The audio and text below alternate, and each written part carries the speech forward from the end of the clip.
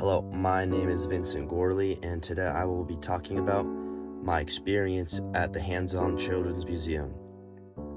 So first off of how I got the job, I was initially reaching out to a bunch of places like the YMCA and the Boys and Girls Club, and I decided to shoot an email to the Hands-On Children's Museum because I've been there before and I had a great time there, and I thought I would get a lot of hands-on experience with the kids. So I reached out to them, and they were first skeptical about it because they've actually never had an intern work at the Hands-On Children's Museum. But luckily enough, we were both able to compromise and come up with a plan and schedule for me to complete my internship at the Hands-On Children's Museum. So my daily schedule would look like I would come in at 8:45. First hour, we would have free time, whether we were playing with Jello, or we would read a book together, or we would play Jenga, and these times were very important because, I would be able to engage with the kids and build a connection with them, and that's something I value a lot, is being able to engage with the kids and learn from them. So we would do some stuff, even whether it was a group scenario or a one-on-one scenario, we would always be doing an activity, and we would, whether it was drawing too, we would work together. And then after that, we would do like a story time for like 15 minutes, and then we would eat snack time. And then the next hour would be, we would either go outside or go explore the museum and do some stuff. So this is when I would also engage with the kids and do a lot of stuff, whether it was chasing them around and playing tag, or watering the garden, or exploring the museum. And the museum is a huge place. It's got a lot of activities to do, and it's just a really cool place. Even adults, they can always learn and take something away from it with the kids too, which is awesome. And the place is just amazing. It's a great place for families to get together and hang out with their kids. A lot of these kids, maybe they don't get to see their parents often, and this is maybe one of their times to spend with their mom or dad, So just being able to see that, it was very awesome to see, and being able to even talk to the parents, about their kids and how stuff is going. And it was just a awesome community vibe. We just felt tight together, and I would even get to know some parents, just making simple talk. And the staff really appreciated what I was able to do, because all these kids, they saw me like a big brother. And one thing I wanted to say is that a lot of these kids, you never know what they're going through at home.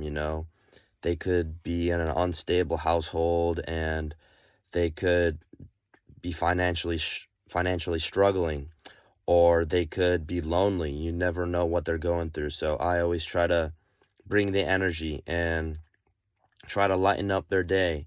And I think that's a skill that I have that other people don't have, is being able to put the smiles on these kids' faces. And that's also something that I really enjoy doing.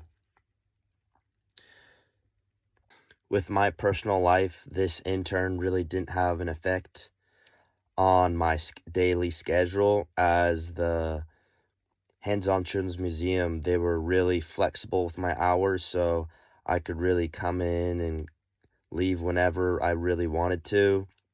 They knew I had a job at Northeastern School Public School District as a substitute paraeducator, and they knew that I wasn't getting paid at the Hands-On Children's Museum, so they knew it was more important for me to work there and get my money first, and then come the intern.